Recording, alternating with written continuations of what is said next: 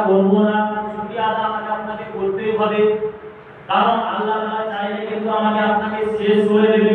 কারণ আমি আপনি যখনই ফজরের আযানটা হলো, আযান হওয়ার পরে আমি আপনি ঘুমিয়ে আসি, সবাই কি নামাজ পড়ে? সবাই তো নামাজ পড়ে না। শতকরা 100 জনের মধ্যে শতকরা 10% লোক নামাজ পড়ে না। দেখতে গেলে 5% লোক নামাজ পড়ে, তার মধ্যে আবার ডুপ্লিকেটও ঢুকে গেছে, সঠিকভাবে পড়তে জানে না।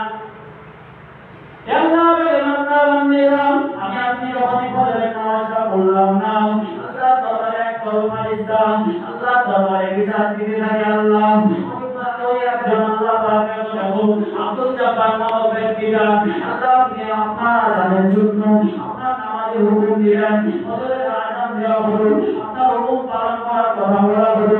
দেখো ওই বান্দাটা ঘুমিয়ে আছে। আল্লাহ আল্লাহ পাক আমাকে সকালের খাওয়াটা বন্ধ করে দিব। আল্লাহ কি বলবো? ফেরেশতারা আল্লাহর কাছে বিচার দিচ্ছে, দেখো এই নামাজ পড়েনি, ঘুমিয়ে আছে, আল্লাহ আজকে সকালের খানাটা বন্ধ করে দিই। আমার আল্লাহ তাআলা গফুরুর রহিম, আমার আল্লাহ তাআলা রহমানুর রহিম বলেন না আল্লাহ তাআলা হয়তো জোহরের নামাজটা পড়বে। সুবহানাল্লাহ। আবার যখন জোহরের নামাজটা আমি আপনি পড়লাম না, আল্লাহ তাআলা বলেন, আল্লাহ তাআলাকে ফেরেশতারা বলতে লাগে, আল্লাহ দেখো আল্লাহ তুমি তো বলেছিলে জোহরের নামাজটা পড়বে। দেখো দেখো দেখো খেলাধুলায় কাটিয়ে দিচ্ছে, কাজে কাটিয়ে দিচ্ছে, নামাজ তো পড়লো না। আল্লাহ পাক আরে দুপুরের খানাটাকে বন্ধ করে দেব। আল্লাহ তাআলা বলে আমার বান্দা হয়তো আসরের নামাজটা পড়বে, খানা বন্ধ করা যাবে না, চিনতে বলা যাবে না। সুবহানাল্লাহ। আবার যখন আমি আপনি আসরের নামাজটা পড়লাম না, ততক্ষণে ফেরেশতারা বলতে থাকে, আল্লাহ আমার বান্দা ফজরের নামাজ পড়লো না, আমার বান্দী ফজরের নামাজ পড়লো না, আমার বান্দা জোহরের নামাজ পড়লো না, আমার বান্দী জোহরের নামাজ পড়লো না, আমার বান্দা বান্দী আসরের নামাজটা পড়লো না। আল্লাহ এর সন্ধ্যা তিনটাকে বন্ধ করে দেব। আমার আল্লাহ তাআলা বলেন মাগরিবের হয়তো নামাজটা পড়বে, জোরে বলুন সুবহানাল্লাহ।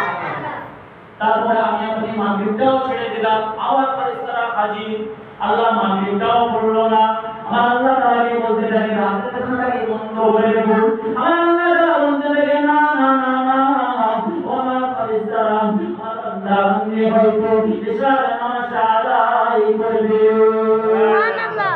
ইশার নামাজটা আমি পড়লাম না, আমার আল্লাহ তাআলা বলে রাতের খানাও বন্ধ করা যাবে না, হয়তো আমার বান্দা পরের দিন ফজরে পড়বে, এমন পুরো লাইট কেটে যাচ্ছে, কিন্তু আমার আল্লাহ তাআলা দয়া, আমার আল্লাহ তাআলার করুণা আমার আপনার উপরে হচ্ছে কি হয়নি? হচ্ছে। কিন্তু হচ্ছে কবরে গেলে কি হবে বলতে পারবো না। কবরে কিন্তু আমি আপনি ধরা পড়ে যাবো, এখনো সময় আছে, আমি আপনি আল্লাহর দিকে চলে আসি, শুকরিয়া আদায় করি।